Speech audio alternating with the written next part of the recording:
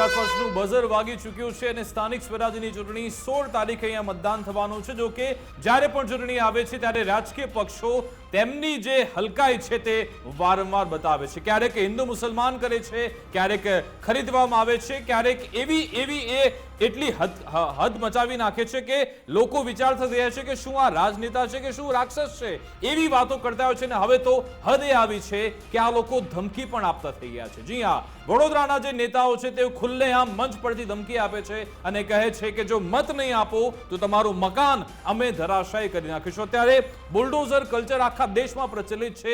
ગુજરાતમાં પણ આપણે કહીએ છીએ કે દાદાનું બુલડોઝર ફરી રહ્યું છે, પરંતુ આજ દાદાના બુલડોઝરના નામે લોકો પાસેથી મત માંગવામાં આવી રહ્યા છે। જી હા, વડોદરામાં ભાજપ જિલ્લા પ્રમુખે જાહેર મંચ પરથી આ બફાટ કર્યો છે। સ્થાનિક સ્વરાજ્યની ચૂંટણી પહેલા આ વિવાદ, જેમાં મતદારોને ધમકી આપતા હોય એ રીતે તેમણે ચીમકી ઉચ્ચારી, એવી ભાષા વાપરી કે ભાજપના ઉમેદવારને જીતાડશો તો મકાન તૂટવા નહીં દઉં, અને જો મત નહીં મળ્યા, દગો કર્યો તો પછી તમારા મકાન ત્યાં રહેશે નહીં। કોણ કહી રહ્યા છે? વડોદરા જિલ્લા ભાજપ પ્રમુખ એવા સતીશ પટેલ જાહેર મંચ પરથી અહીંયા જે વોર્ડ નંબર 7 ની જે અહીંયા નગરપાલિકા છે ત્યાં તે પ્રચાર કરવા માટે પહોંચ્યા હતા અને જાહેરમાં ધમકી આપી દીધી કે જો મત નહીં તો પછી મકાન જતા રહેશે। આવું બધું તે જાહેરમાં ધમકી આપી રહ્યા છે। સવાલ એ છે કે શું ભાજપની આ નીતિ રીતે છે? ભાજપે પણ તેના પર સ્પષ્ટતા કરવી જોઈએ ને પહેલીવાર નથી, અગાઉ પણ આવા નિવેદન વડોદરાથી આવી ચૂક્યા છે। એ જ વડોદરા છે કે જ્યાં મુખ્યમંત્રી ભૂપેન્દ્ર પટેલ પોતે કહી ચૂક્યા છે કે આ વડોદરા વિકાસમાં પાછળ રહી ગયું છે। તમારી પાછળ અમદાવાદ જોઈ લો, આગળ સુરત જોઈ લો, બંને આગળ નીકળી ગયા, પરંતુ તમે પાછળ છો।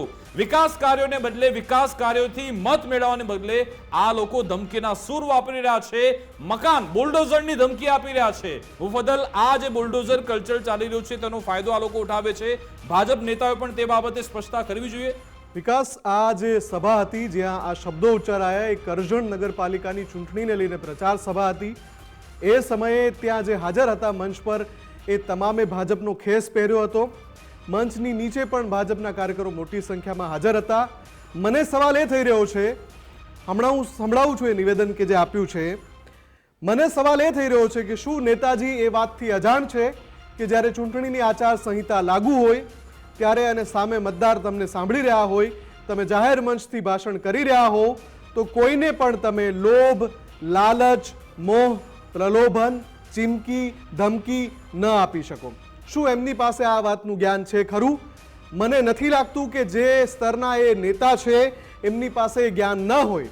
તો અહીંયા પછી બીજો સવાલ એ પેદા થઈ રહ્યો છે કે એમને લાગે છે કે આ પ્રકારની વાત કહેવી એ એમના અધિકાર ક્ષેત્રમાં છે, અને જો એમને એવું ન લાગતું હોય તો પછી આ રીતે જાહેરમાં કયા સંદર્ભમાં વાત ઉચ્ચારી રહ્યા છે?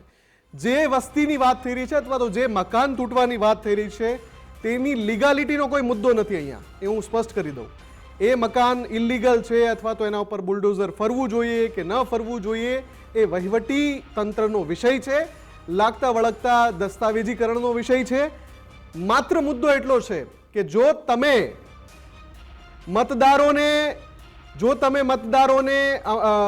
ઉમેદવારોને અમારા જે 4 ઉમેદવારો છે એને જીતાડશો તો મકાન નહીં તૂટવા દઉં। એમની એ નિવેદન આપણે પહેલા સાંભળી લઈએ। નિવેદન સાંભળીએ આપણે, નિવેદન સાંભળીએ। એટલે આ વખતે જો આ 4 અમારા ઉમેદવારોને જીતાડશો તો મિત્રો હું એટલી જ ગેરંટી આપું કે કોઈનું મકાન નહીં તોડવા દો, એની જવાબદારી હું લઉં છું। પણ સાથે સાથે એટલું પણ કહું છું કે જો અહીંયા મને દગો કર્યો તો કોઈનું મકાન પણ નહીં રાખવા દો, એ પણ ગેરંટી આપું।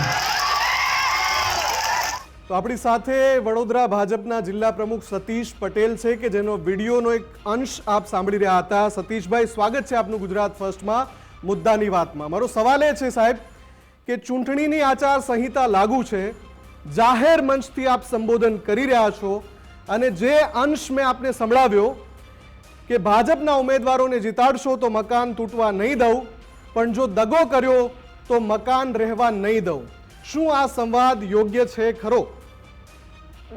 એના પહેલા હું સ્પષ્ટ બોલ્યો છું કે ગુજરાતના મુખ્યમંત્રી અને દેશના વડાપ્રધાન કોઈ પણ વ્યક્તિને મકાન અને શૌચાલય વગર ન રહે એની ચિંતા કરતા હોય, પરંતુ આ જે મકાનો છે એ મકાનો સરકારી જગ્યા પર 2 નંબરમાં બાંધેલા છે એના માટેની વાત કરી છે। બાકી દેશના વડાપ્રધાન અને આપણા મુખ્યમંત્રી કોઈ પણ મકાન વગરનો ન રહે એના માટે સ્લેબ વાળા મકાન ને તે જ જગ્યાએ 512 ની અંદર 512 મકાન બન્યા છે, 7 ટાવર બનાવ્યા છે.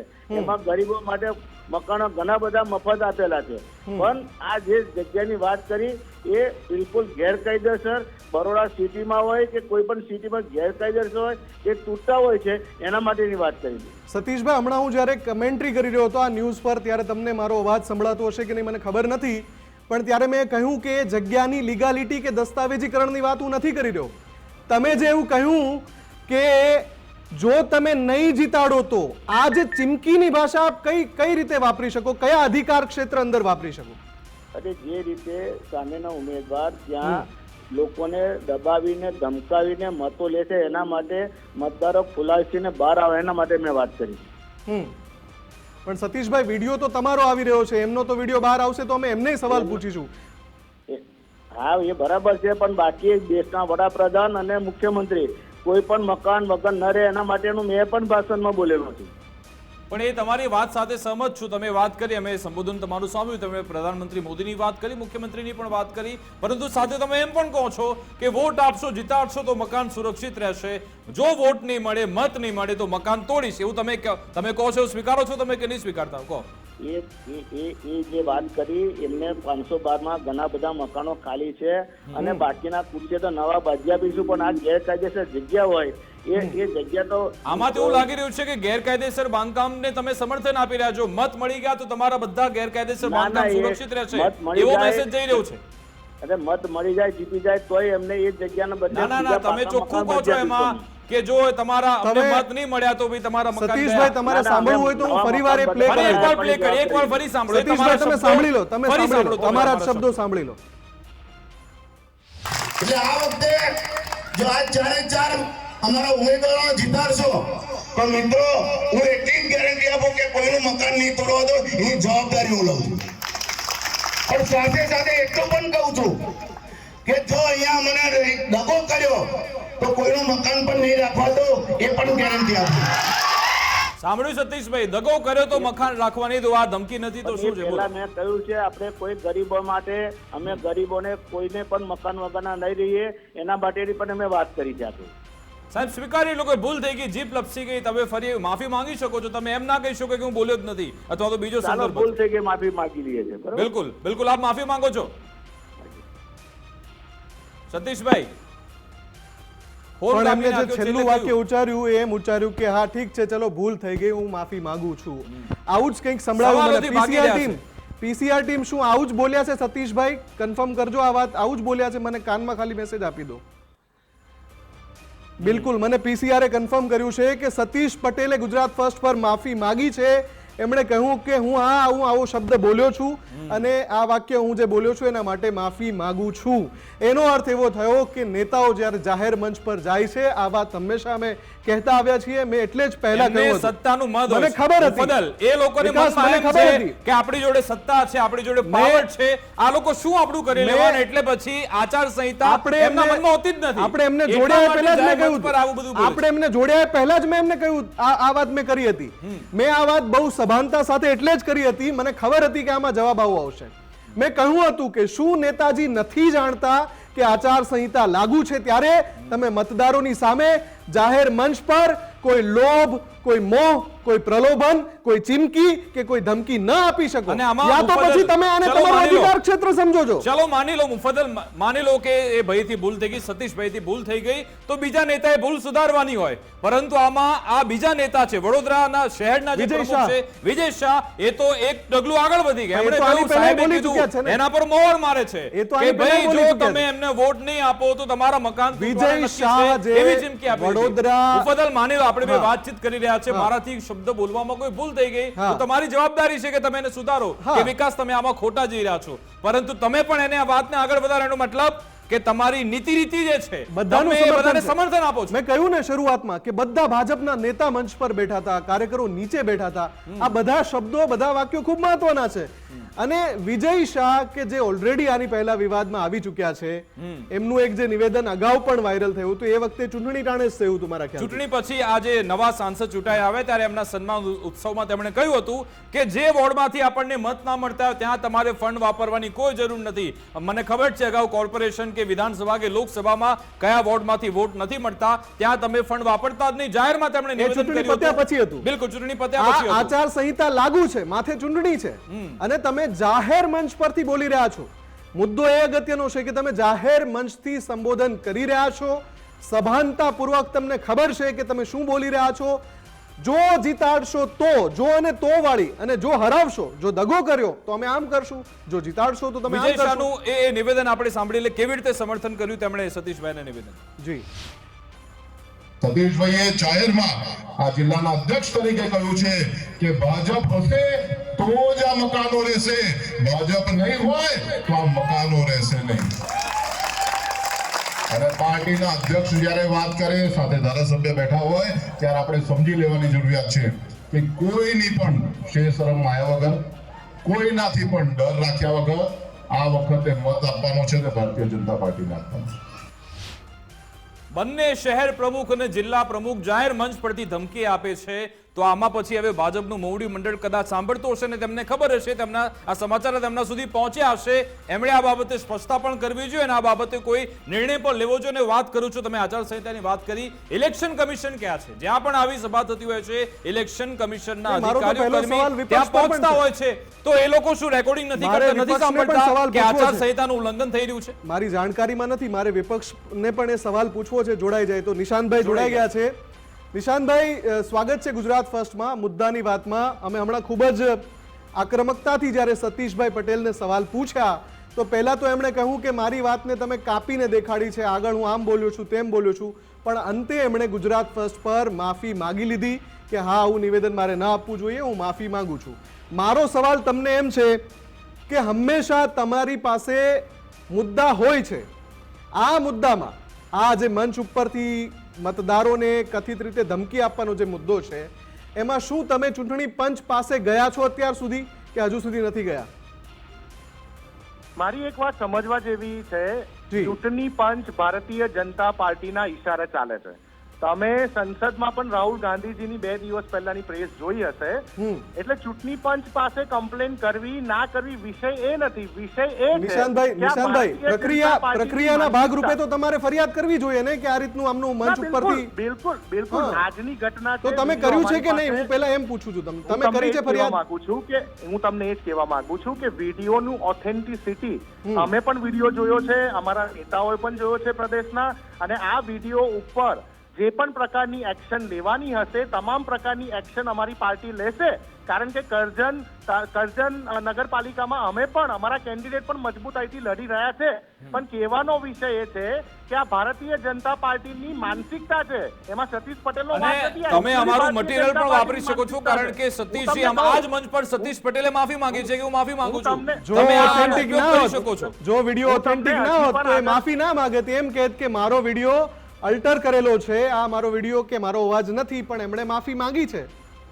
અરે હું તમને એ જ સમજાવવા માંગુ છું કે આની પહેલા 3-4 મહિના પહેલા વડોદરા શહેરના ભાજપના પ્રમુખ હા. જાહેર મંચ ઉપરથી એવું સ્ટેટમેન્ટ આપેલું વિજય કે શાહ. જે જગ્યા ઉપર ભારતીય જનતા પાર્ટીના જે બૂથ ઉપર મત ઓછા આવે છે, ત્યાં ફંડ ના એ વાપરો. બૂથ ઉપર જી. ત્યાંના કોર્પોરેટર ને સ્થાનિક ધારાસભ્યોએ ફંડ નહીં વાપરવાનું. એટલે આજે ભારતીય જનતા પાર્ટીના જિલ્લા પ્રમુખે કીધું, અરે એમનું દુઃખ છે, કરજણ વિધાનસભા એમની પાર્ટી એમને ના આપી અને કોંગ્રેસમાંથી આવેલા અક્ષયભાઈને આપી દીધી. આ એમનું દુઃખ વ્યક્ત તો કરે છે. કોંગ્રેસ કેમ રસ્તા પર કોંગ્રેસ ઉતરી નથી સવાલ એ કરતી? છે, કોંગ્રેસ કેમ નિશાંતભાઈ, રસ્તા પર દેખાતી આટલા નથી? બધા મુદ્દા કેમ એ તમારી ધમકી પાસે આપી રહ્યા છે છે, મતદારોને? તમે મજબૂત વિપક્ષ તમે તરીકે કેમ વિરોધ નથી કરી એ શકતા? પ્રક્રિયાને ફોલો કરો. ચૂંટણી પંચને બોલાવો કે આ જાહેર સભા વખતે અહીંયાના ચૂંટણી અધિકારી ક્યાં હતા, કયા ચૂંટણી અધિકારી ત્યાં હાજર હતા જે સભાનું કેપ્ચરિંગ કરતા હતા, એને એની સામે નોટિસ વાત મોકલો. જ કરી રહ્યો છું કે સડકથી લઈને સંસદ સુધી ચૂંટણી પંચ જ્યારે ભારતીય જનતા પાર્ટીના ઈશારે ચાલતું હોય, અમે 100 થી વધારે પણ નિશાંતભાઈ, તમે પ્રક્રિયામાં ઇન્વોલ્વ થયા વગર દ્રાક્ષ તો કાઢી છે એવું ના કહી શકો ને નિશાંતભાઈ. અરે મારા વાલા, તમે પ્રક્રિયામાં એન્ટર થયા વગર, ઇન્વોલ્વ થયા વગર એમ કહી દો કે દ્રાક્ષ તો ખાટી છે, તો પછી આમાં ક્યાંથી ન્યાય મળવાનો? નહીં, વાત સમજવા જેવી એ છે કે ભારત દેશની લોકશાહી, ત્યાં ચૂંટણી પંચ હાજર હોય તો ચૂંટણી પંચે પોતાની સત્તાનો ઉપયોગ કરીને હજી સુધી કોઈ એક્શન કેમ નથી લીધી? કેમ વિરોધ પક્ષ કેવા પણ છે? એ ત્યારે સવાલ ચૂંટણી તમારે પંચ ઉઠાવવો પડશે ને, અધિકાર નિશાંતભાઈ. જો એ action સવાલ તો લેવાની- અમે ઉઠાવી દીધો પહેલા જ, તમે કદાચ અમારી કોમેન્ટરી સાંભળી કે નહીં, અમે પહેલા ચૂંટણી કમિશન પર સવાલ ઉઠાવ્યા, એ ભાજપ નેતા સતીશભાઈ પટેલ ફોન લાઈન પર જોડાયા, તેમને પણ સવાલ પૂછ્યા, એમણે માફી પણ માંગી, વિપક્ષને પણ સવાલ પૂછવો એટલા માટે તમને પૂછી રહ્યા છે કે શું તમે બિલકુલ, આ બિલકુલ. મુદ્દો જોરશોરથી ઉઠાવશો કે નહીં? હું તમારા સવાલથી બંધાયેલો છું અને ખૂબ જ રિસ્પોન્સિબિલિટીથી ભારતીય રાષ્ટ્રીય કોંગ્રેસના ગુજરાતના પ્રવક્તા તરીકે હું જવાબ આપી રહ્યો છું જી. કે અમારા તમામ નેતાઓ સુધી આ વાત પહોંચી છે. એના ઉપર અમારે ચૂંટણી પંચમાં જે પણ કોઈ અરજી કરવાની હશે કે એમને રૂબરૂમાં મળવાનું હશે, અમારા નેતાઓ અમારી ટીમ મળશે. પણ બિલકુલ. ભારતીય જનતા પાર્ટીનું જે આ કારસ્તાન બહાર આવ્યું છે કે મતદારોને વારંવાર ડરાવવા, ધમકાવવા, તાનાશાહીના રૂપે આ લોકો મતદારોને એવું કહે છે કે તમારા ઘર તોડી નાખવામાં આવશે. શરમ આવી જોઈએ. ભારતીય જનતા પાર્ટી પોતાને કેડર બેઝ પાર્ટી કહે છે, શિસ્તબદ્ધ પાર્ટી કહે છે, તો આ સતીશ પટેલ ઉપર કેમ એક્શન લેવામાં નથી આવી રહી? કેમ એમની પાર્ટી એક્શન નથી લઈ રહી? કેમ આવનારા સમયમાં એમનું સંગઠન બદલાવાનું છે? સતીશભાઈ પટેલને કદાચ ખબર પડી ગઈ કે હવે ભાજપના એ જિલ્લા પ્રમુખ તરીકે કન્ટિન્યુ નહીં થાય, એટલે આ બધા તાલાવાલા કરવાની કોશિશ કરી છે એમને, એમના નેતૃત્વને બતાવવા માટે પ્રદેશના કે જો અમે અહીંયા કેવું મજબૂતાઈથી સ્ટેટમેન્ટ આપીએ કે અમારું કોઈ કશું તોડી નથી લેતું. ચૂંટણી પંચ પણ ત્યાં હાજર, ચૂંટણી પંચનું પણ રેકોર્ડિંગ થતું હોય છે, ચૂંટણી પંચ કોઈ એક્શન ના લે. એટલે આ તો એવું કહેવાય કે ગુજરાતમાં કોઈ પણ ન્યાયની વાત, કોઈ પણ જનતા માટે કે પછી વોટર્સ માટે ન્યાયની વાત હશે તો વિરોધ પક્ષે જ આવવું પડશે. અમે તો અમારી ભૂમિકા ભજવીએ છીએ અને ભજવતા રહીશું. અને મીડિયા તરીકે ગુજરાત ફર્સ્ટને પણ હું સેલ્યુટ કરું છું કે તમે મજબૂતાઈથી આ મુદ્દો ઉપાડી રહ્યો છો, જેના કારણે જન સુધી આ વાત જાય. અને આ સતીશ પટેલ જે એમની પાર્ટીની તાનાશાહી રૂપે એમને આજે માફી માંગી છે એ ગુજરાત ફર્સ્ટની મહેનતના કારણે છે. સાથે સાથે વિરોધ પક્ષ તરીકે અમારા પણ ત્યાંના જેટલા પણ અમારા પ્રભારીઓ છે એ તમામ લોકોને લઈને સાથે રાખીને અમે મજબૂતાઈથી ઓન રોડ સભાઓમાં પણ આ મુદ્દો ઉપાડીશું બિલકુલ, કે બિલકુલ. ભારતીય જનતા પાર્ટી પાસે અવકાશ રહ્યો નથી ચૂંટણી જીતવાનો અને એના કારણે વોટર્સને જાહેરમાં એમના ઘર તોડી નાખવાની, ઘર સુદ્ધા તોડી નાખવાની ધમકીઓ આપી રહ્યા છે. ઠીક છે. બિલકુલ, આભાર નિશાંતજી અમારી સાથે જોડાવા બદલ, વાતચીત કરવા બદલ. પરંતુ નગ્ન સત્ય, કડવી વાસ્તવિકતા એ સામે આવ્યું છે કે હવે આ ચૂંટણી પ્રક્રિયાઓ અને રાજકીય પક્ષો કયા નીચલા સ્તરે કઈ રીતે પાતાળમાં જઈ રહ્યા છે અને લોકશાહીનું હનન કરી રહ્યા છે, ગળું દબાવી રહ્યા છે. એના માટે આપની પાસે મતાધિકાર છે, એનો ઉપયોગ તમે સારી રીતે કરી શકો છો. કારણ કે 5 વર્ષે તમને મોકો મળે છે, પછી જો ઉપયોગ નહીં કરો તો પછી તમારી પાસે પણ એ સવાલ ઉઠાવવાનો મોકો નહીં રહે. આગળ વધે બીજા